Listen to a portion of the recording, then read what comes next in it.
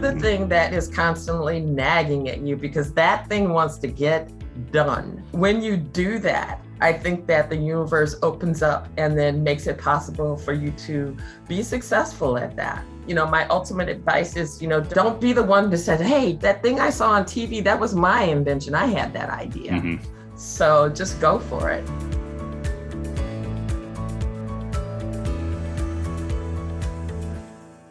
Welcome, everyone, to the Road Less Traveled Show. This is a show about people who were successful in a previous career and left that career to go down a different path. I'm your co-host, Richard Coyne. And I'm your co-host, Bill Zahller. On today's show, we have Cheryl Vargas. Cheryl, we're so glad you're here with us. Thanks for joining. Thank you. Thank you for having me here today. Yeah, absolutely, Cheryl. Well, thank you for being on the Road Less Traveled Show. Well, can you tell us a little bit about your background, what career you started out in, and how long you were doing that line of work? Yeah, so I started out as an event planner, and I really loved it because the idea of creating something that didn't exist and then, being the orchestrator of all the little details along the way across the country for different associations like the American Library Association, the American Bar Association, American Hospital Association. We had our national conferences all over the United States. So yeah, it was fun. But, in the back of my head, I always have wanted to be an entrepreneur. I always have wanted to run my own show. So while I was doing that job as an event planner, I always had a side gig, many side gigs that I failed at many times. Well, it teaches you, I guess, what you really want to do in the end when you settle on the right one that just clicks. Exactly. So, I learned a lot along the way. Yeah, don't be afraid to experiment, but just fail fast forward. You try something, doesn't work, move on, get to the next thing. So yeah, nice. Exactly. Well, to that point, what have you landed on now in your entrepreneurial endeavors? So right now, I've always been an artist. And I just never realized that I was, from a very young age. I was doing murals, and most of the gifts that I gave people had to do with something that I created myself, paintings and, just little things. And it wasn't until I decided after being an event planner for many years that I wanted to go back to school for graphic arts. And the reason why I decided on graphic arts is because graphic arts is the one art profession that people don't think of as a frivolous thing to do, right? Our whole lives, we're told that artists starve, that they cut off their ears, that no one takes them seriously, so definitely that's not a career path that was encouraged by my parents or by, the guidance counselors that I worked with. So having that in the back of my mind, I never pursued it, but finally went back to school for a degree in graphic arts and determined that after my professor said to me, Cheryl, you're an artist, that just completely changed my life. So I decided to pursue art as a career. After attending the Self-Employment in the Arts conference, I saw someone pitch the idea of painting and drinking wine with the general public. And I thought, if that career doesn't have my name written all over it, notice wine in the background. Let's say it sounds good to me. It's not necessarily for me. Studio 928 also ships wine to customers. So I went from the paint and sip idea, moved into my own studio in February of 2020. We had our grand opening in March of 2020. And so having my dream come true and then be attacked by COVID, I was not going to lay down and take it. Okay. It was just that entrepreneur in me. So fortunately in my business plan, I had opted for paint kits to go. So we moved from those, having those shipping materials and having access to Facebook to doing that live with customers locally at first in the Illinois area, and then eventually nationally, and then eventually internationally. So our first customer was LinkedIn, in terms of corporations. And then we went to Netflix, Universal Studios, Disney, the Bill Gates Foundation, MailChimp, Dropbox, just there's a whole list of them. It's like, where did these people come from? How did they find me, you know? So, but that was all a result of all of the failed previous attempts. So one of those things was SEO. I was an SEO strategist for about a year. I didn't do well at that, but I learned a lot. And so they found me through my SEO. And also the business plan helped prep me, because had I not had those additional income streams in place, I wouldn't have been able to pivot so quickly. And then finally, my art, I tell people all the time that art is a primal need that everyone has. It's, at the top of the Maslow's hierarchy of needs, creativity. So, and, it's primal. What's the first thing? How did we first communicate? With a handprint on a cave wall, right? And then little stick animals, et cetera, to leave, the information on how the hunting was. So I take that primal need for art and how it helps you think, and it stimulates your problem solving abilities. I'm sure that the fact that I do art all the time helps me with problem solving, and that's how I was able to pivot so quickly. So, so what I do now is I take my art into corporations to, I like to say, connect, engage, and delight teams with art, helping them communicate better, help them not be so, isolated in their remote working environments, so they actually get to talk and engage with people, as opposed to just looking at talking heads solving problems for their corporation or company. So we do that through acrylic painting, watercolor painting, pastels, and we ship our materials internationally. We just had an event with Red Bull where we had people from Canada, Russia, and Mexico and the United States on one call. So that was kind of cool. It's been a really interesting transition. One that, the disappointment of COVID hitting when I had my grand opening, my studio, was one thing, but then what happened afterwards, I never would have reached the audience that I have reached now had it not been for having to make that pivot that I had kept thinking about that I would do one day, right? That's great. Yeah. I mean, same for us. We started the podcast in probably April. We were recording before. Wait, when did it come out? Oh, I guess we started in 21. Never mind. I'm losing my mind here. But anyway, we in a way took the lesson of COVID and applied it to a Zoom situation where we record on Zoom. We release on lots of podcast platforms as well as YouTube.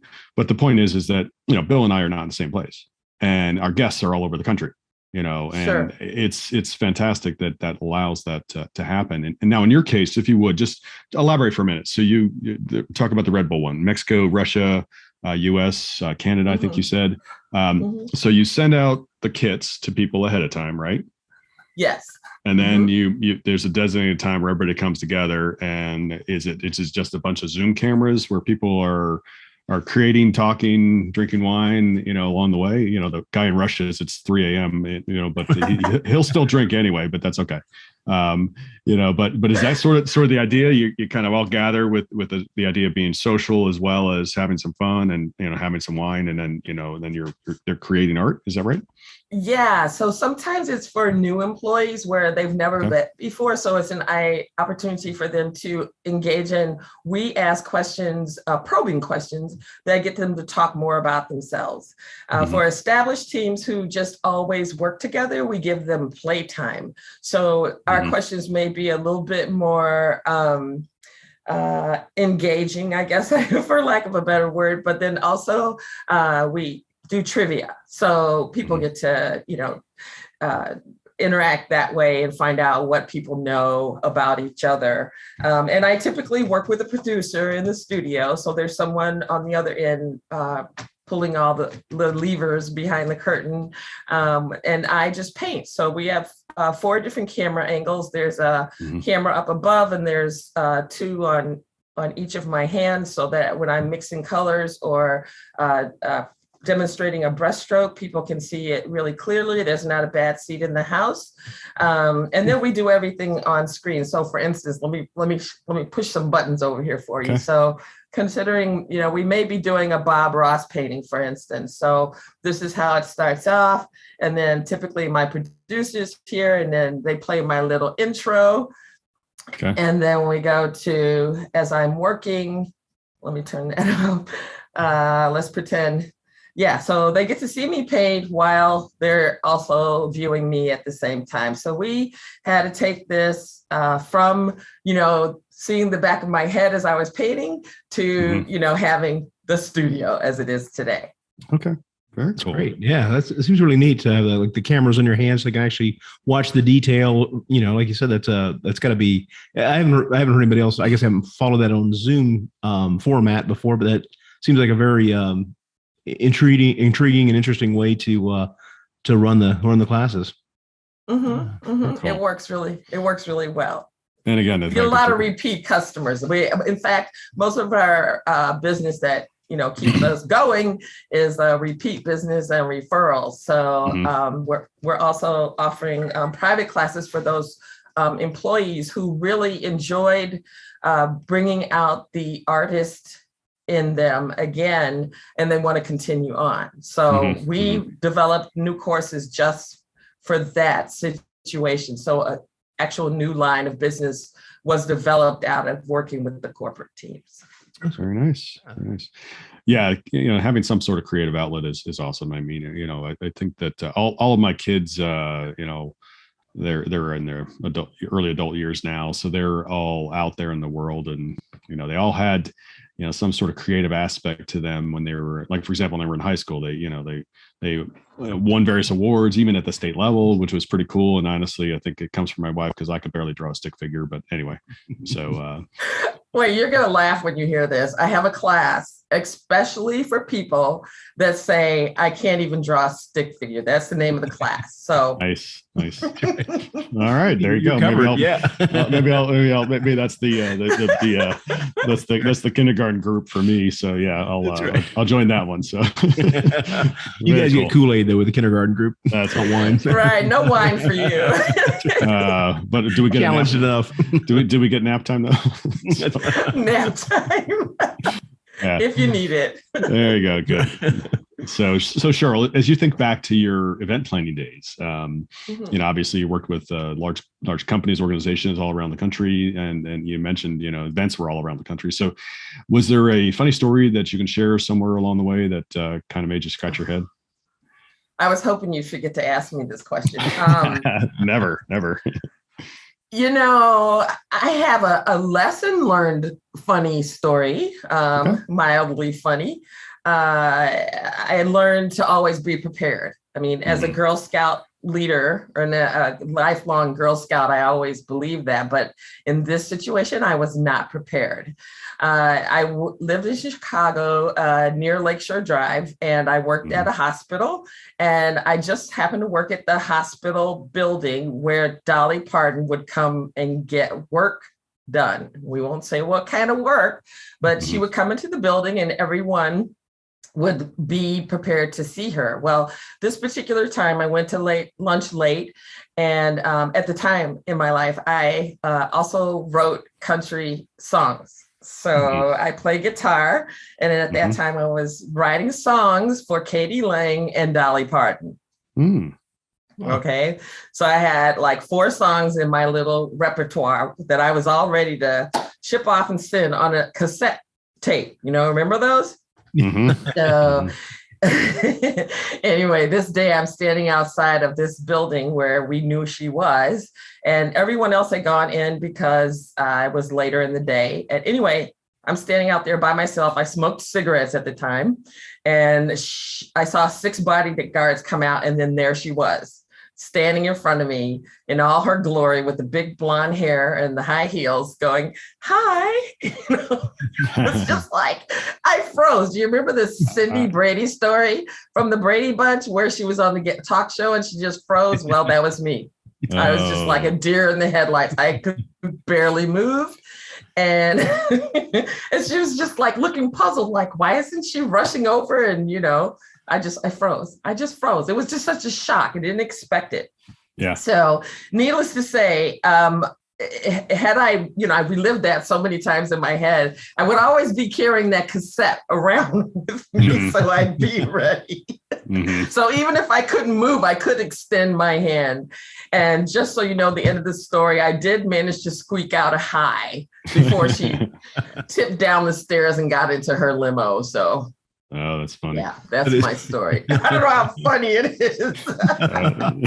Yeah. Oh, that's excellent. Well, sure. What was a kind of a deciding factor that got you to change out of the event planning career you were initially in to starting? You said tried several different things and then ended up with a studio at 928 there. Mm-hmm. Was there one deciding factor? Or was it just kind of over time you're trial and error and you finally just click, like you said earlier, from when you took the art class or got the degree in graphic design, that it just seemed everything fell into place? Or yeah, I think that it was the idea of just doing something I felt really, really passionate about. I just it's like it was supposed to happen. It was the first business that I was ever successful in. So I think that when you deny yourself the thing in your life that nags at you, like if you have an invention or an idea or something that nags at you and you just haven't done it, you should probably do it because it's for a reason. It's for a reason. So I would say that the turning point was, when I decided to go back to school and then having my art teacher say, Cheryl, you're an artist. I had this one drawing class where I was there and I was executing everything I'd learned, in my short little life. And she just said, you're an artist. And I was like, the whistles went off. And then from there, it was on. I just took it from there. Awesome. Very cool. Great. Yeah. Very cool. So Cheryl, as you were, driving down this path, you mentioned COVID as a giant obstacle that kind of smacked you, but you pivoted. As you were pivoting, were there some obstacles you kind of had to overcome in that direction? Ooh, well, one thing was, having a professional looking show. So, I literally put on a show for people. So when they, companies come to me and say, I want to put you in front of my team and I want you to engage them, I have to deliver a top shelf product. So I didn't want them looking at the back of my head. And I had to become more technical savvy. I had to find the software to manage the 4 cameras that I would be using. And I guess in terms of obstacles, as we go into our almost 3rd year, oh my goodness, the competition is more now. So fortunately, that additional income stream, the classes, are something that only, I can deliver my style with my product, which in particular, we have a Harlem Renaissance artists line called Mimic the Masters, where we take people through famous African-American artist paintings. And we also do it with artists like Georgia O'Keeffe and Salvador Dali, my favorites, the Surrealists, Magritte, Lautrec. So it gives people an opportunity to not only express themselves artistically, but also learn a little bit about maybe a favorite artist of theirs, or also African-American artists who they may never have heard of.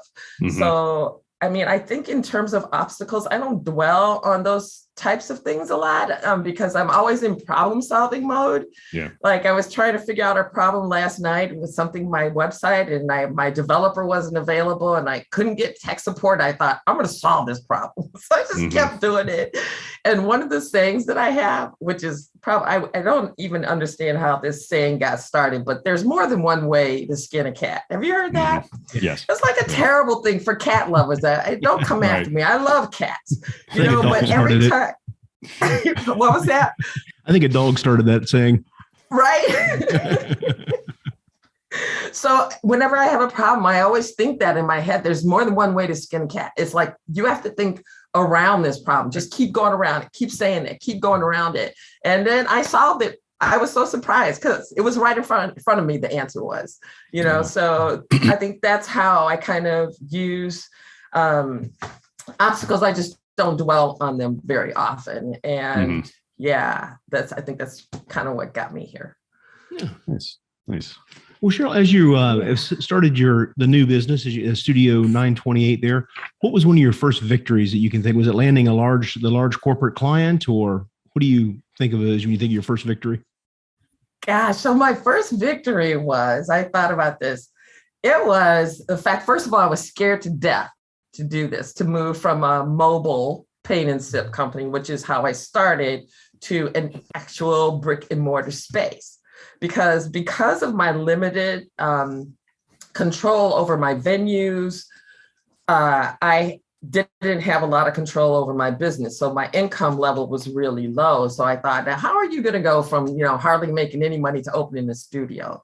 And part of it was I believed in myself. And the second was part of my business plan. I did projections of what I thought, I could generate in terms of people in my space. And, the projections, and I really lowballed them, looked really great. So the big victory was, my first day in business, when I opened my doors, I made more money in one day than I had in the previous 6 months, without the studio. So that was my huge victory. I thought, this is going to work.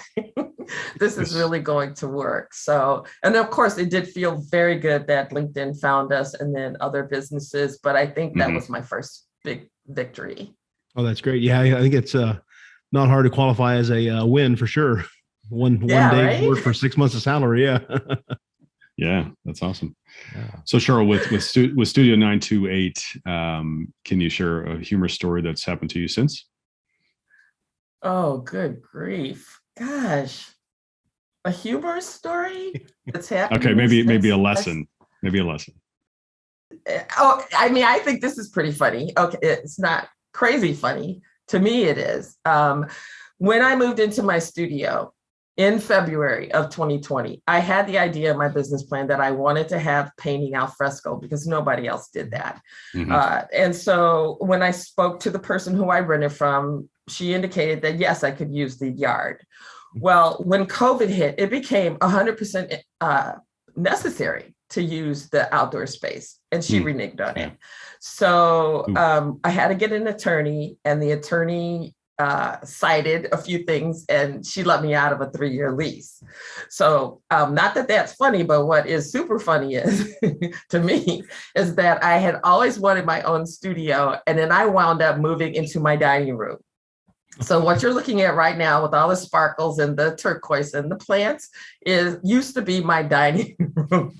So now I have no more, I have no more $4,000 a month overhead for my studio, which I was paying, and everything gets done right here in my dining room. So I think that's pretty funny. Well, there you go. People have home offices. Why not a home studio? So there you go. Right. Exactly. Actually, plenty of people have home studios anyway, as well. So yeah. Right. Exactly. So it worked out okay. Nice. That's great. Well, Cheryl, where are you today in your journey? How do you see where you're at and how you're going to grow the company, and what are your kind of plans for your company? Well, I think that the world needs more time for art. They need more art in their lives. I'm on a mission to help people make time for art. So my future plans involve, well, first of all, we have our own line of Studio 928 paint, which we just got this January. So I'm very excited about that. And we also have our own brushes and palette knives. So that's another step in the direction of where I would like to go. I'd like to make it so that everybody knows, there's time for Studio 928, which means there's time for art. So that's the direction that I'm heading in.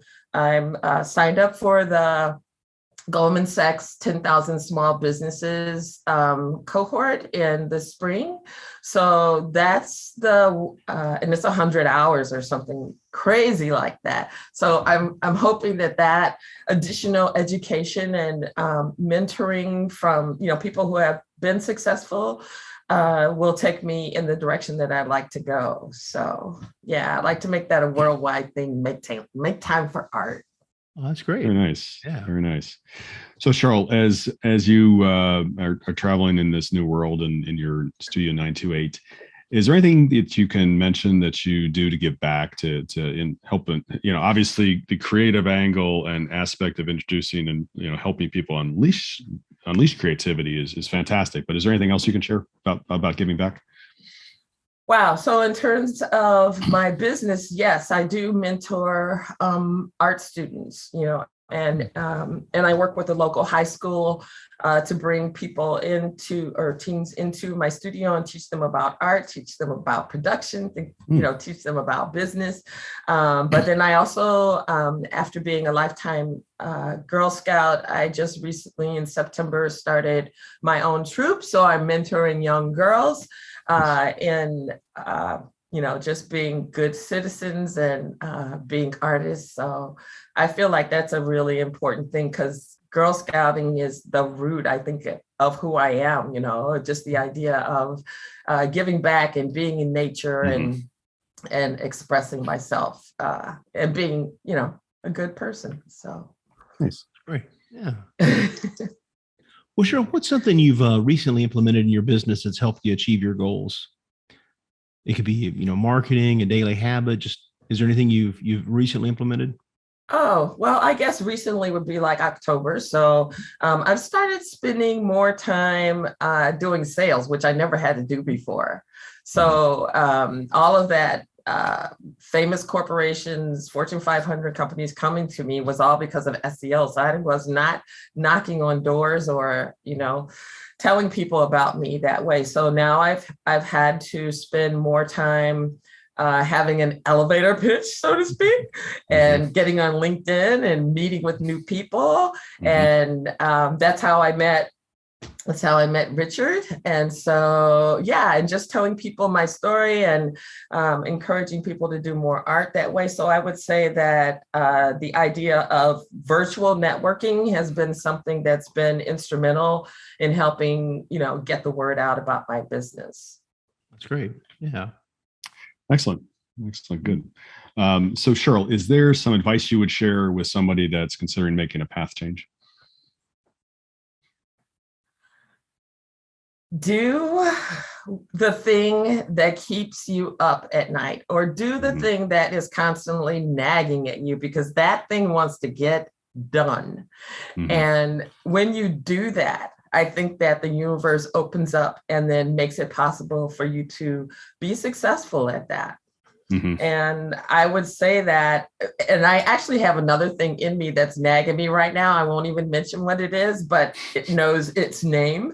And, and it needs to be addressed. It's just one of those things. So I would say, my ultimate advice is, don't sit on things that, don't be the one that said, hey, that thing I saw on TV, that was my invention. I had that idea, so just go for it.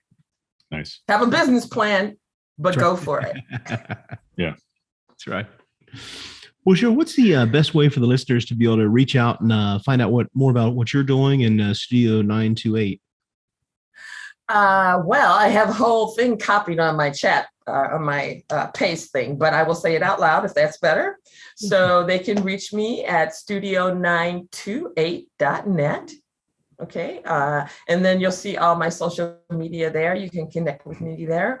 But I'm also on Instagram, Facebook, and LinkedIn, of course. Excellent. And we'll add those in the show notes below too, so they can find them there. So that'll be great. Well, Cheryl, we really appreciate the conversation today. Enjoyed talking with you and learning more about your business. We'd like to thank you for being on the Road Less Traveled show and wish you continued success. Thank you. Thank you for having me. Absolutely. Yeah, Cheryl, absolutely. Thank you for being on. We really appreciate it. We'd also like to thank our listeners. Please continue to give us a 5-star rating so we can bring you more great content like Cheryl Vargas on our show today. Thanks again for being on, Cheryl. We'd also like to thank Park Capital Partners that sponsors this show. And please, folks, don't forget, we have launched the Park Capital Value Add Fund, which is a 506c investment fund. Please certainly reach out. We'd be glad to talk with you about it. And then also, we have also created the Park Capital Foundation, Park Capital Partners Foundation, which is a nonprofit 501c3 that gives back to honor our investors when they invest with us. So please reach out, say hello and that kind of thing. And also, folks, thanks again, Cheryl. Remember, folks, the road less traveled may be calling you. We recommend that you listen and take action. Thanks for joining.